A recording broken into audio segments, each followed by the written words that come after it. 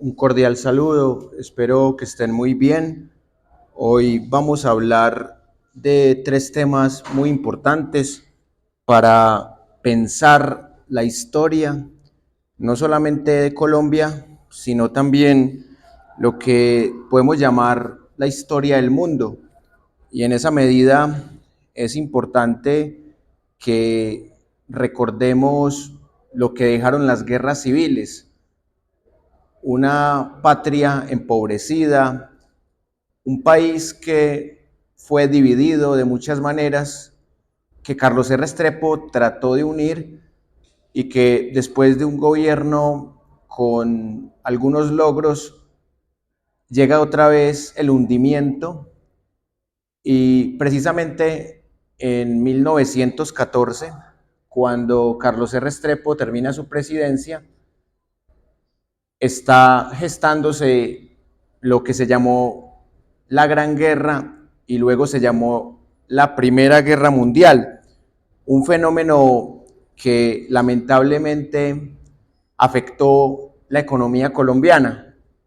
La primera pregunta que quiero que nos hagamos es ¿por qué Colombia fue neutral en esa Primera Guerra Mundial?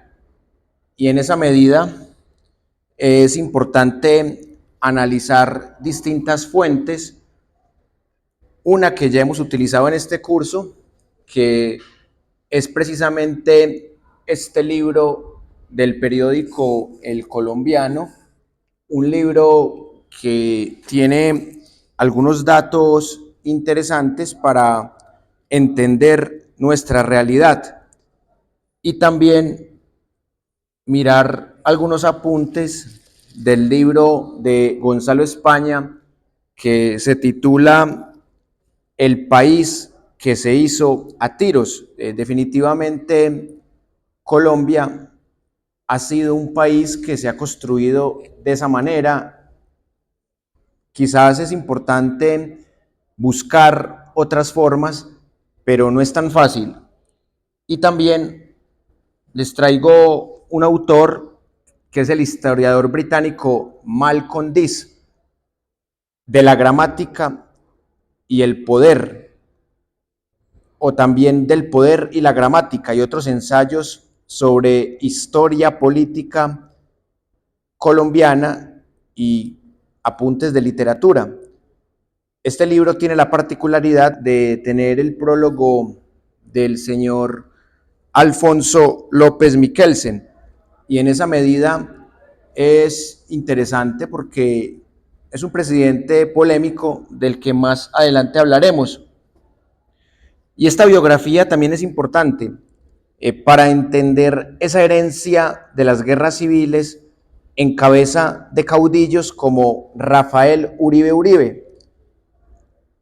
La mejor biografía que conozco sobre este personaje, escrita por Eduardo Santa. Y también vamos a seguir con otra serie de libros que son bastante interesantes, como este de Alberto Velázquez Martínez, titulado Colombia entre el sismo y el cisma. Otro libro bastante interesante que nos ayuda a entender esta etapa. Y hay un libro que también hemos analizado acá, del escritor Daniel Samper Pisano, el hermano del expresidente Ernesto Samper Pisano, Lecciones de Historia de Colombia, otro libro bien interesante, lo mismo que este que se titula 1928, la masacre en las bananeras, que son unos documentos del entonces parlamentario Jorge Eliezer Gaitán. Y vamos a empezar precisamente con unas reflexiones de este libro que se llama igual que este curso, se llama Pensar la historia, de Luis Antonio Restrepo Arango. ¿Qué significa pensar la historia? Reunir textos críticos que nos ayuden a comprender la dialéctica entre pasado, presente. ¿Y cómo se comprende esa dialéctica? De manera muy sencilla.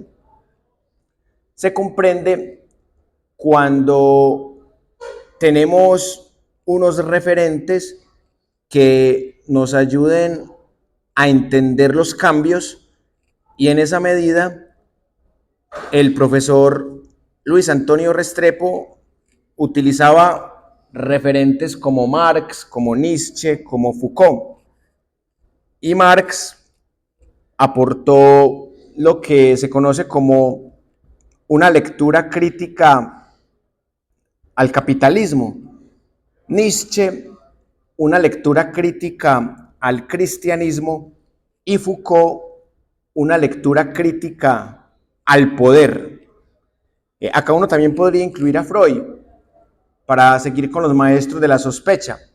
Freud, que nos ayudó con una lectura crítica del poder de la sexualidad en la cultura.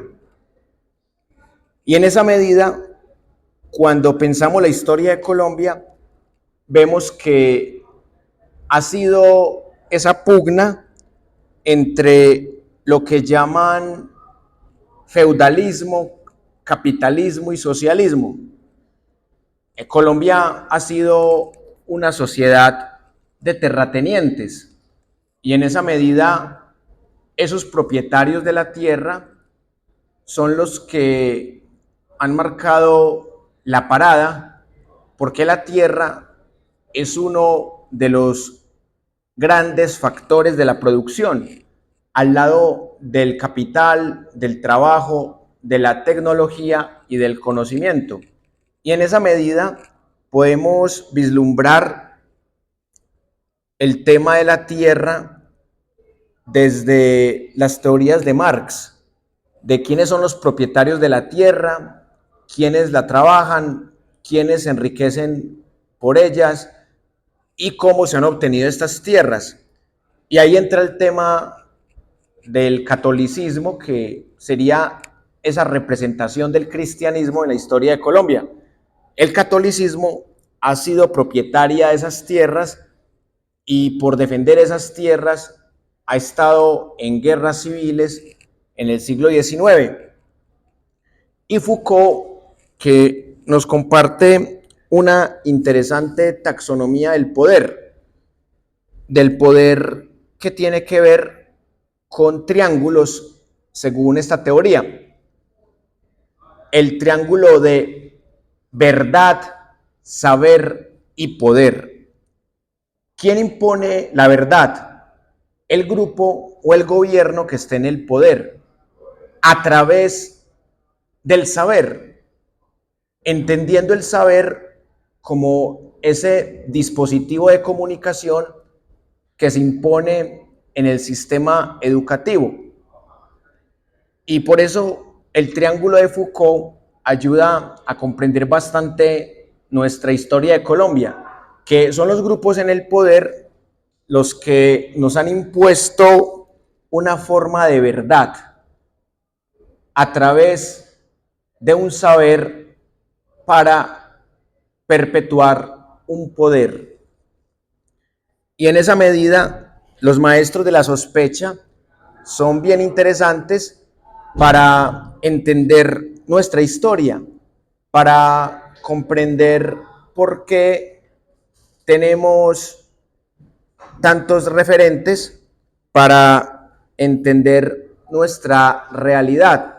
Y lo más importante, cómo a través de estas obras podemos realmente señalar cuáles han sido los hitos de nuestra historia política, porque ustedes saben que Colombia es un intento de nación, un intento de Estado social de derecho, y en esa medida podemos notar que nuestro país tiene una constante lucha por la memoria, por la hegemonía. Y acá quiero compartirles la segunda fuente, para que pensemos la historia, como lo dice el título de este libro y también el libro de Jacques Le Goff.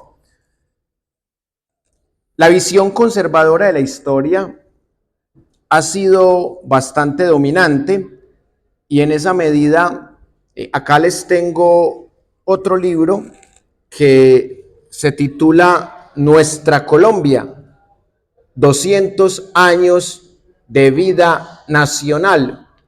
Y este libro, como ustedes saben, es escrito por el colombiano.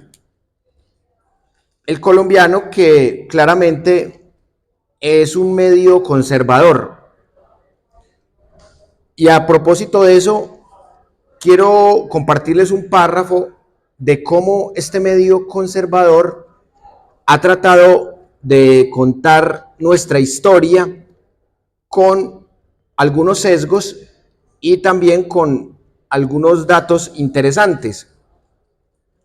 Y en esa medida vemos que cuando hablan, por ejemplo, del gobierno de Carlos R. Restrepo, allí podemos notar que se resalta el tema de que él fue conservador, porque saben que Carlos R. Restrepo tuvo un gobierno con buena prensa y en esa medida, al haber tenido un gobierno con buena prensa, es importante que la gente sepa que fue conservador, pero decir que el gobierno de Carlos R. Restrepo fue conservador es algo debatible, porque sí, él era conservador, pero él funda un movimiento que va más allá del conservatismo y que nada tiene que ver con ese conservatismo hegemónico de Rafael Núñez, de Miguel Antonio Caro, de San Clemente, de Marroquín, del general Reyes, porque es un conservatismo que busca una unión republicana y así precisamente se llama ese movimiento Unión Republicana. Unión Republicana que significa soy católico, pero respeto la libertad de cultos. Soy antioqueño, pero respeto las regiones y no creo que Antioquia es el centro de todo y no soy regionalista. Y soy conservador, pero respeto todas las ideologías, empezando por las ideologías liberales. Entonces, cuando dicen acá en el colombiano, los gobiernos conservadores, 1910, 1914, uno nota claramente que hay una especie de sesgo porque se centran en la parte superficial de que el tipo viene del conservatismo, pero el tipo gobierna como todo un liberal. Y cuando Rafael Núñez dice que él viene del liberalismo, sus gobiernos demuestran que él lo que hizo fue darle el poder al conservatismo, porque más que ganar el poder con la guerra civil de 1885-1886, él ya como presidente había dividido el Partido Liberal y le había dado alas a sus nuevos socios, que son precisamente del Partido Conservador. Y en esa medida es interesante ver cómo acá vemos una lucha por la memoria histórica. Y decir que esto es un simple gobierno conservador es ponerlo al nivel de los gobiernos dictatoriales de Rafael Núñez, o de Miguel Antonio Caro, o de San Clemente, o de Marroquín, o de Reyes. Y así dice este párrafo que les quiero compartir. El Partido Conservador continuó en el poder durante la primera década del siglo XX. El abogado antioqueño Carlos R. Restrepo tuvo un mandato marcado por hechos sobresalientes, como el auge del café en el mercado internacional, aunque otros lo ensombrecieron, como el escándalo de la Casa Arana en el Putumayo. En esencia, su gobierno se destacó por significativas conquistas administrativas. En 1910, durante el gobierno de Carlos R. Restrepo, se llevó a cabo la anhelada reforma a la Constitución de 1886, que fue depurada en la práctica política de sus contenidos presidencialistas. Asimismo, se ampliaron las bases de la participación democrática y se lograron reformas notables en el campo administrativo, gracias al auge inusitado del café en el mercado y gracias a estructurar la economía nacional con la internacional. Los mandatarios del periodo lograron consolidar nuestra economía en torno a este decisivo producto. El repunte de la venta del grano, principalmente a partir de 1911, permitió transferir capital a la actividad industrial, la cual a su vez contribuyó a impulsar el crecimiento urbano. Lo que dicen en este párrafo es cierto, pero se desvía un poco la atención por el tema económico. Es cierto que en el siglo XIX nuestra economía era minera y que en estas primeras décadas del siglo XX se consolida como una economía cafetera, teniendo grandes réditos, por ejemplo, en la época del gobierno dictatorial de Laureano Gómez Castro, que más adelante lo analizaremos.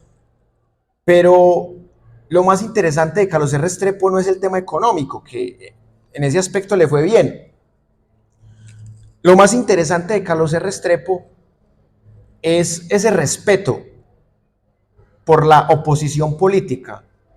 En una época en donde realmente era muy difícil que se diera este escenario, al no existir en Colombia un estatuto de la oposición,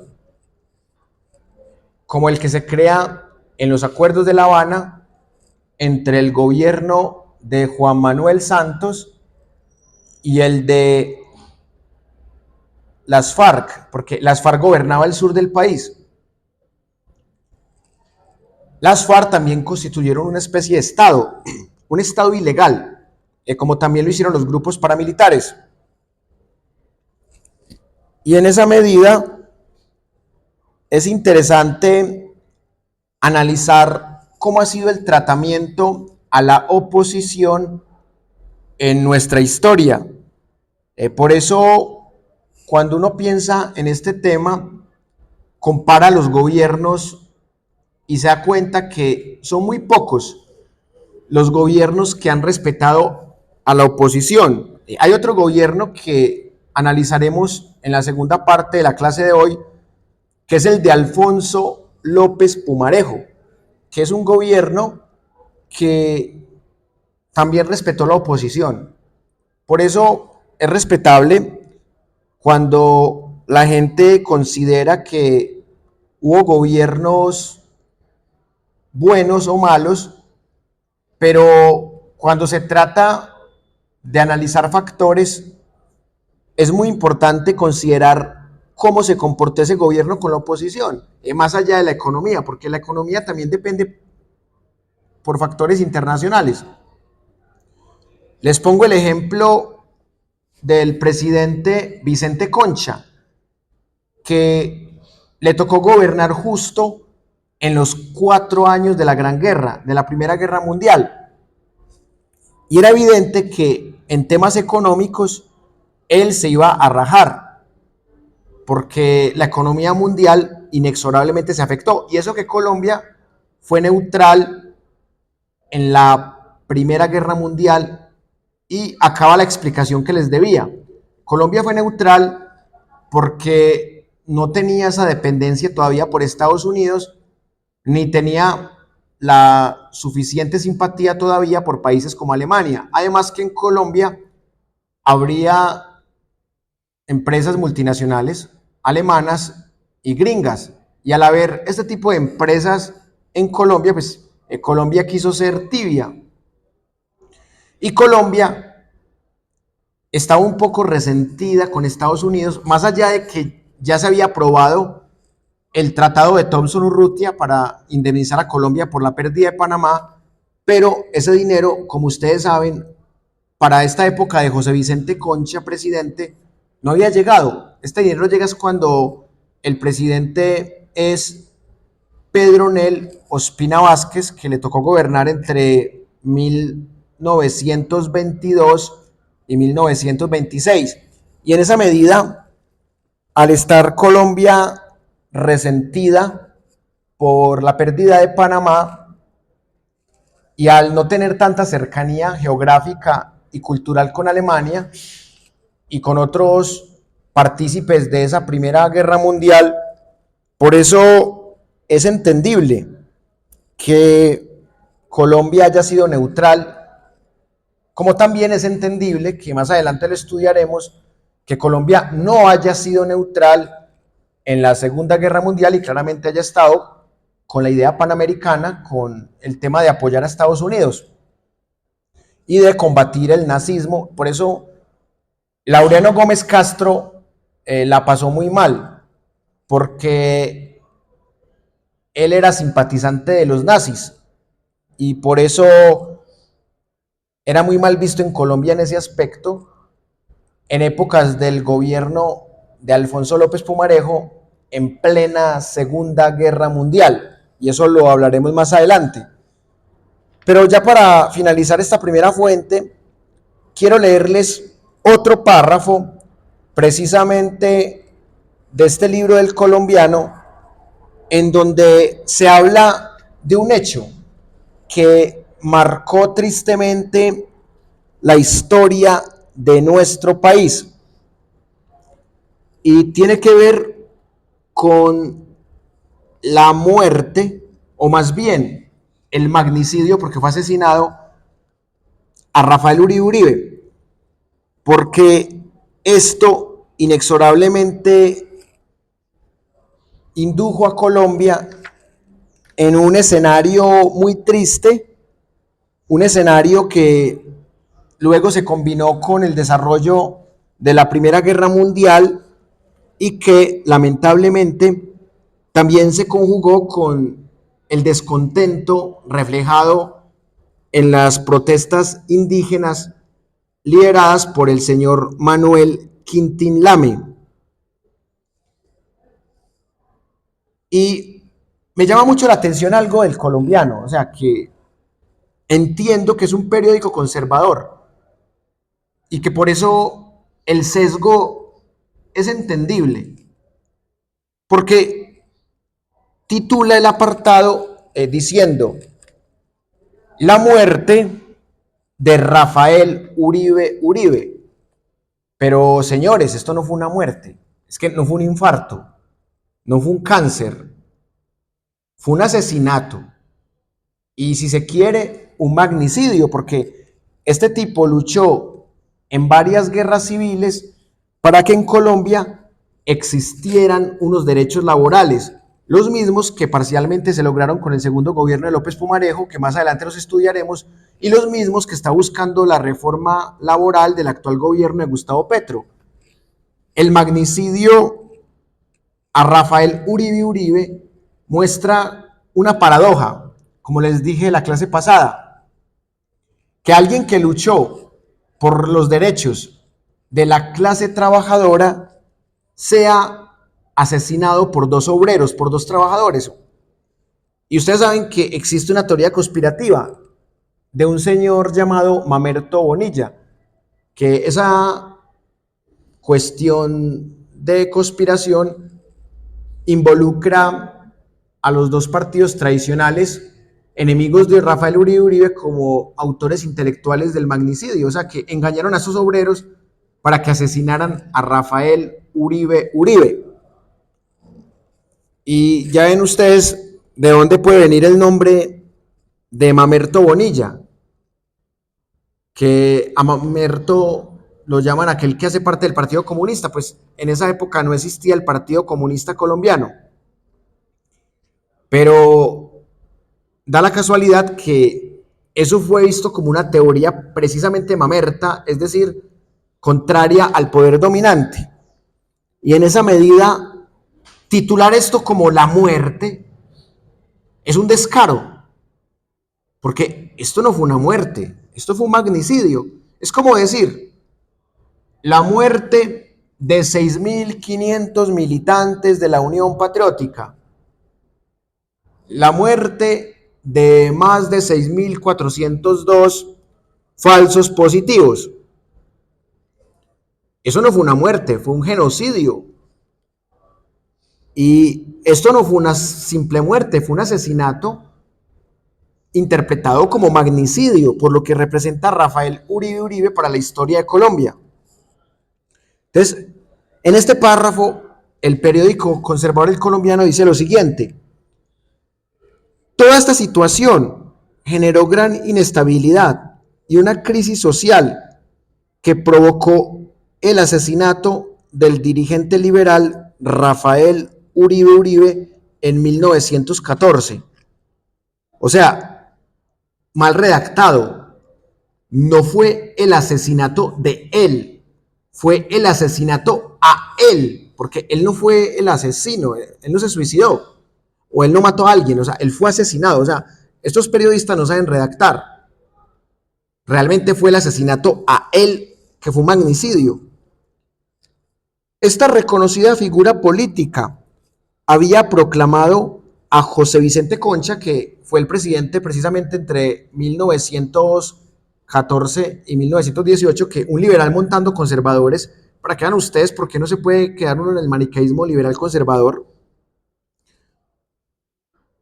Y llama mucho la atención que Rafael Uribe Uribe haya montado a la presidencia con su poder de caudillo al conservador José Vicente Concha como candidato nacional en contra del representante republicano, hecho que le mereció al sector uribista del Partido Liberal 2 posiciones en el gabinete ministerial. Y esto también fue usado por las élites para decir que Rafael Uribe Uribe había traicionado al pueblo y que solo le interesaba la burocracia y tener 2 posiciones en ese gabinete ministerial. Pero me parece interesante que se hable de uribista, porque la gente cree que cuando uno habla de uribista solamente habla de Álvaro Uribe Vélez, como si hubiera sido el único Uribe en la historia. En esta época, Rafael Uribe Uribe también era un caudillo, y como caudillo monta al presidente José Vicente Concha y tiene seguidores que dan la vida por él. Por eso los primeros uribistas no fueron los seguidores de Álvaro Uribe Vélez, sino los seguidores de Rafael Uribe Uribe.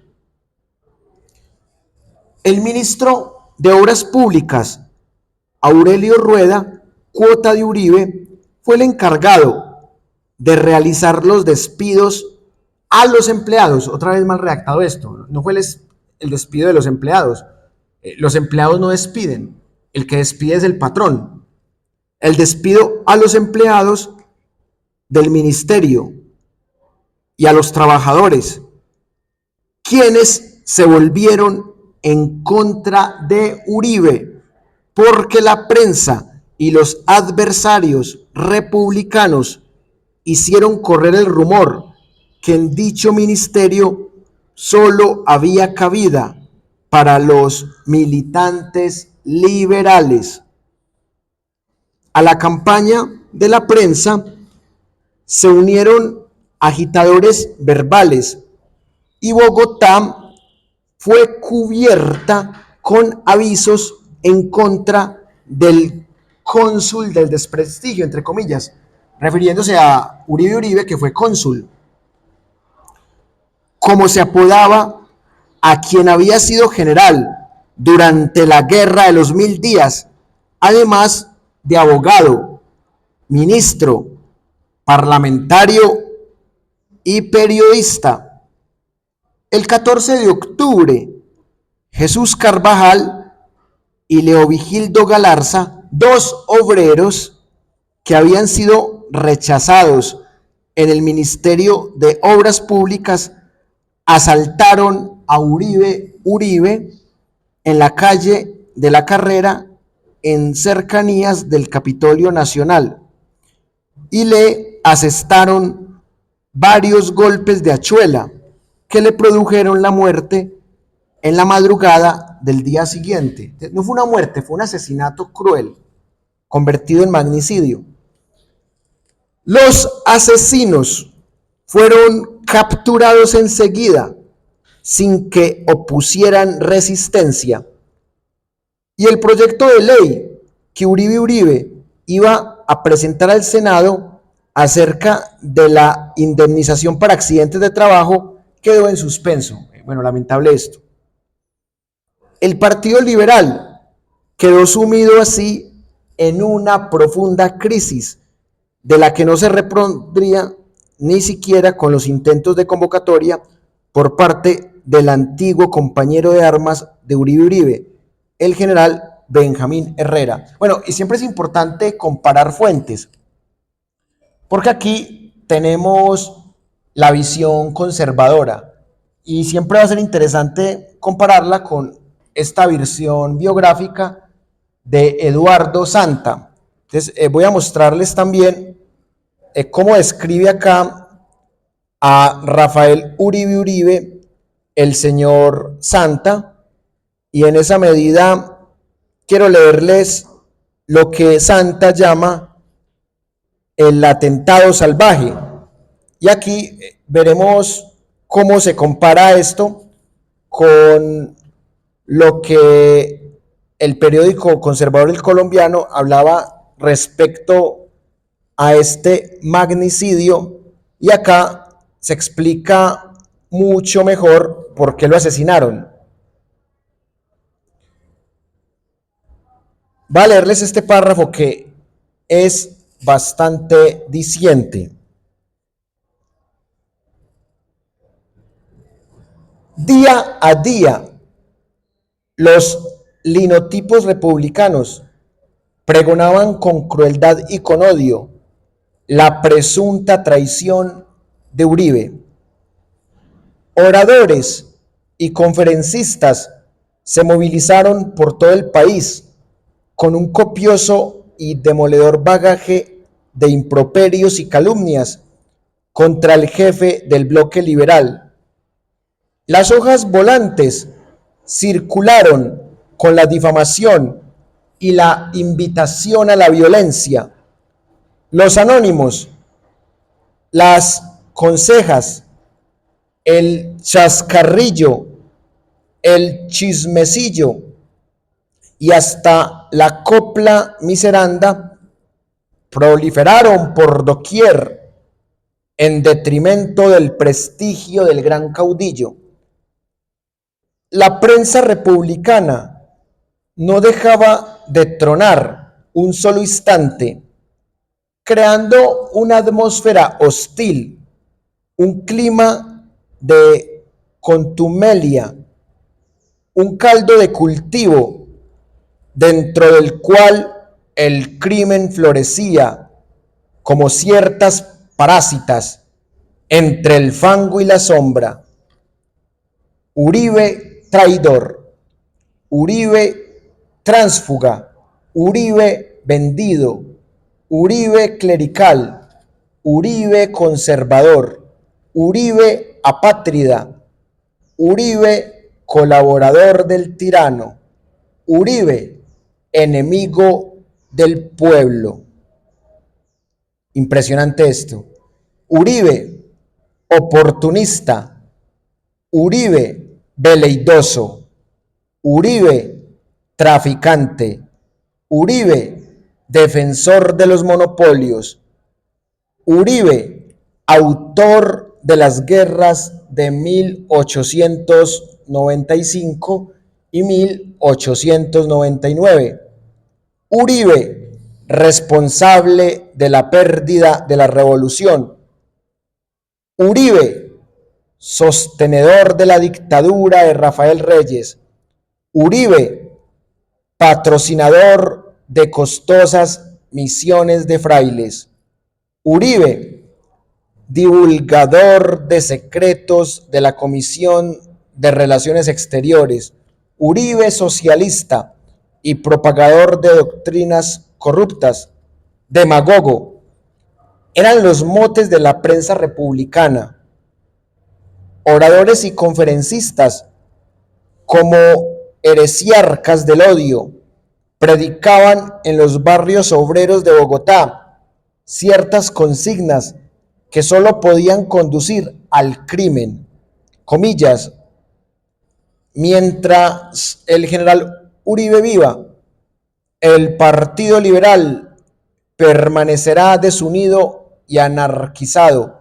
Para que el liberalismo logre la unión, es indispensable que este hombre nefando desaparezca. Cierra comillas. Por todos los medios, inclusive la copla y la caricatura, se trató de ridiculizarlo, de destruir por completo su prestigio, de presentarlo ante las masas populares como el causante de las desgracias nacionales. Y vino entonces el atentado sistemático, la injuria atroz, la amenaza vociferante, el anónimo cruel, la rechifla en el Congreso. Pero a pesar de todo, la candidatura de José Vicente Concha se abrió paso en la conciencia ciudadana y con un gran acopio de votación liberal y conservadora, se impuso por amplio margen en las elecciones del 8 de febrero de 1914. El nuevo presidente tomó posesión ante el Congreso de la República el 7 de agosto del mismo año, con una hermosa invitación a la convivencia, y dio participación en su gabinete a dos eminentes liberales, los doctores Aurelio Rueda Acosta y Jorge Enrique Delgado, a quienes nombró ministros de Obras Públicas y de Comercio y Agricultura, respectivamente. Los dos nuevos ministros eran distinguidos miembros del bloque liberal. Más tarde, el doctor Concha ofrecería el Ministerio de Relaciones Exteriores a Uribe, pero este prefirió declinar el ofrecimiento ante la tremenda y sistemática campaña de difamación de que era objeto por parte de la prensa republicana, que insistía en los argumentos de la traición y de la venta de Uribe al nuevo régimen. Precisamente el día en que tomó posesión el nuevo presidente, Uribe publicó una de sus últimas y mejores páginas con este mote, comillas, discurso que para dar al doctor Concha posesión de la presidencia de la República pudo haberle dirigido un senador liberal si hubiese sido presidente del Congreso. Cierra comillas. Se trata de una vibrante, vigorosa y conceptual página de la literatura política que, a manera de programa de gobierno, sirvió para fijar claramente la posición del liberalismo frente al nuevo gobierno y señaló con meridiana claridad las reformas de orden legal y constitucional que el liberalismo esperaba de la nueva administración. En ese importante documento, Uribe plantea la necesidad de reformar la Constitución para consagrar en ella la alteración de los partidos en el poder y propone además la necesidad de plasmar en leyes la descentralización administrativa, la elección de gobernadores sobre ternas pasadas al presidente de la República por las asambleas departamentales y la elección de alcaldes de ternas pasadas por los consejos a los gobernadores. También propuso Uribe en el documento a que venimos haciendo referencia la necesidad de reformar el Código de Elecciones para garantizar la pureza del sufragio, señala nuevas pautas de la política internacional del país, propone una serie de reformas sustantivas en la organización militar, en la instrucción pública, en el sistema tributario, en el sistema de crédito y esboza un importante plan para el fomento y tecnificación de la agricultura. Y acá se ve por qué lo mataron, porque la prensa republicana envenenó al pueblo, entre ellos a sus dos asesinos. Y por eso, así es como narra en este último párrafo el señor Santa este magnicidio perpetrado a Rafael Uribe Uribe. Dice así: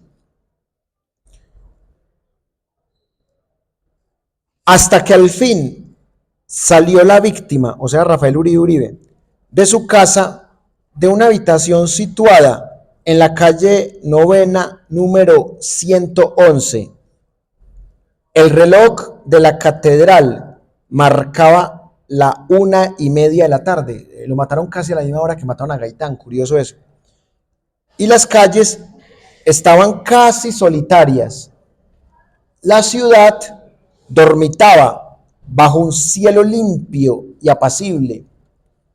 Jesús Carvajal y Leovigildo Galarza apretaron el mango de sus afiladas hachuelas y siguieron tras los pasos del héroe que se encaminaba hacia el Senado de la República.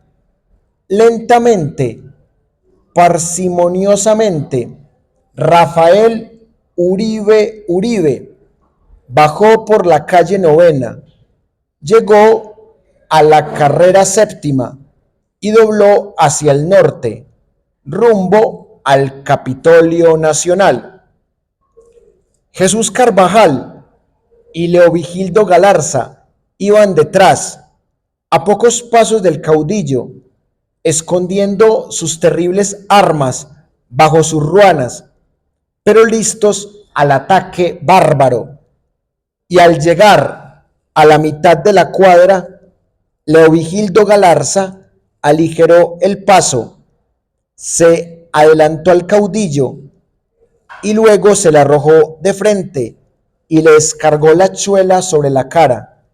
El héroe, sin salir del asombro, trastabilló y luego cayó boca abajo, bañado en sangre, sobre el pavimento de la acera, frente al costado oriental del Capitolio. Carvajal entonces descargó brutalmente su hachuela centellante sobre la cabeza del héroe caído. El moribundo fue conducido en coche a su casa de habitación. Allí lo vieron sus amigos como un semidios yacente, y aquella hermosa palidez del héroe era apenas presagio de mármoles futuros. Estoico y virtuoso hasta en la agonía, rechazó el licor cuando le ofrecieron la copa para calmar su sed de moribundo. Comillas, agua, brandy no, agua pura, cierra comillas. Fue quizás lo último que articuló su garganta. Tras una larga agonía, en medio de dolores infinitos, ante la angustia expectante del país delirante y febril, expiró a las 2 de la mañana del 16 de aquel octubre luctuoso. Al principio, su agonía fue un leve quejido, después fue el delirio y aquella extraordinaria vitalidad del héroe le dio fuerzas para tratar de incorporarse en su lecho y decir algunas frases inconexas que parecieran la iniciación de un discurso parlamentario. Y finalmente, desfallecido, aquel tétrico ulular que se prolongó por varias horas, como si aquella voz dolida tratara de agarrarse a la existencia, porque él era el verbo y solo a través del verbo podía hacer tránsito hacia la eternidad. Así termina el libro biográfico de Eduardo Santa sobre Rafael Uribe Uribe y su magnicidio. Realmente fue un magnicidio perpetrado materialmente por los artesanos Jesús Carvajal y Leovigildo Galarza, pero totalmente inducido por la prensa republicana, la misma prensa que defendía el gobierno de Carlos Restrepo.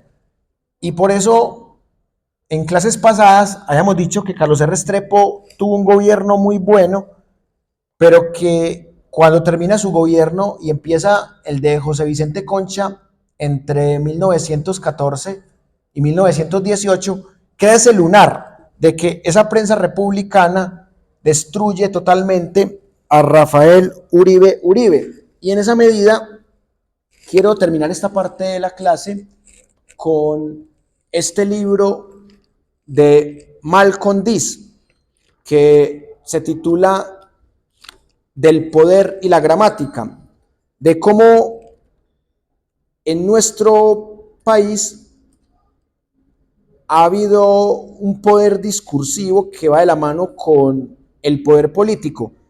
Esos politiqueros de la época, casi todos sabían latín y se burlaban de quienes no pronunciaban muy bien el latín. Y precisamente hay una anécdota que cuenta aquí el señor Malcolm Dees sobre cómo se lo burlaba Miguel Antonio Caro. Voy a leer este párrafo para que pasemos a la primera fuente audiovisual de la mañana. Dice: Miguel Antonio Caro y amigos, gramática y poder en Colombia. Rafael Uribe Uribe fue un inquieto y ambicioso guerrero y político colombiano, cuya carrera concluyó con su asesinato. Bueno, no fue su asesinato, fue el asesinato a él, otro error de redacción, en octubre de 1914. Entonces, ya muy pronto se cumple un aniversario más de este magnicidio. Combatió en 3 guerras civiles, algo muy dudoso, porque según algunas fuentes fue en 4 guerras civiles que combatió. En la guerra de los 1000 días, en la guerra de 1895, que esa es la que quizás no le cuentan, pero fue muy corta, pero de pronto no le cuentan esa porque él no participó tan directamente, sino que fue más como ideólogo. En la guerra que ganó el conservatismo con Rafael Núñez en el 86 y en la guerra de las escuelas. Y en los intervalos de paz publicó periódicos, sembró café y animó a otros en el cultivo del banano. Dictó conferencias sobre el socialismo y figuró en el Congreso. Viajó mucho como diplomático y escribió cuentos para niños. Fue el arquitecto de muchas combinaciones revolucionarias y progresistas, o al menos subversivas. Semejante versatilidad no era rara en la vida pública colombiana, aunque Uribe parece haberla llevado a extremos frenéticos. Cualquier cosa que otro pudiera hacer, él ciertamente intentaría hacerla mejor. viejos colombianos de ascendencia liberal en la década de 1960 guardaban entre sus recuerdos de niñez ambiguos sentimientos acerca de este hombre ejemplar, quien también era muy dado a los ejercicios de gimnasia sueca y a los baños de agua fría. De joven coronel, Uribe no estuvo en el bando ganador de la guerra civil de 1885. En un acceso de celo disciplinario, este fue siempre uno de sus defectos como comandante en el campo de batalla, lo cual ocasionó en sus tropas muchas más deserciones que las usuales. Mató de un disparo a un soldado de su bando y fue enviado a prisión. Allí, además de adaptar un texto de geología para el lector común, traducir un trabajo de Herbert Spencer y preparar su defensa, escribió su diccionario abreviado de galicismos, provincialismos y correcciones del lenguaje, con 300 notas explicativas, un trabajo denso de 376 páginas.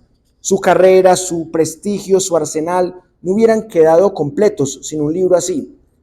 Tampoco fue ese el fin de sus estudios gramaticales y filológicos.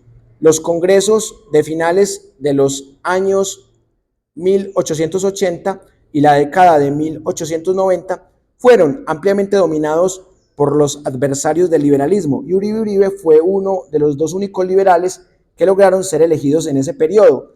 El conocimiento de galicismos, provincialismos y correcciones era sin duda una ayuda en el ataque y en la defensa. Sin embargo, para medirse con la figura principal del gobierno en la década de 1890, Miguel Antonio Caro, el conocimiento del latín también era necesario. Uribe contrató a un discreto profesor de esta lengua, un desconocido traductor de tratados religiosos, y tomó lecciones durante 3 meses, al final de los cuales le dijo a Caro en un debate que él no era el único latinista en el Congreso.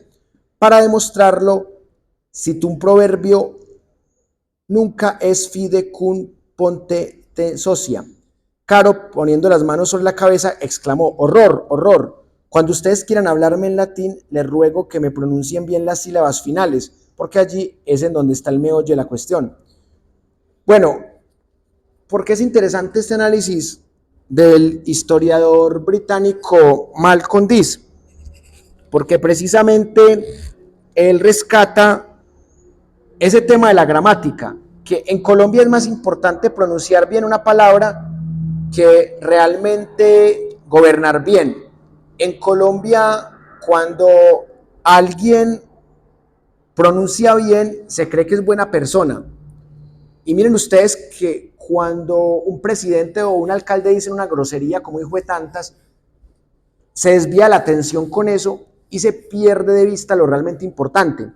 Y por eso quise compartirles esta lectura de Malcolm Dees, que se centra más en ese aspecto, mientras que el periódico El Colombiano se centra más en la parte superficial de la economía y la parte superficial de por qué lo mataron. El escritor Santa se centra más en cómo a Uribe lo estigmatizaron tanto que estos obreros creyeron hacer patria al asesinarlo con la chuela. Y ahí estamos mirando todas las fuentes que nos ayudan a comprender mejor esta época, y ya ustedes sacarán sus conclusiones de cuál de las 3 versiones sobre Uribe les gustó más.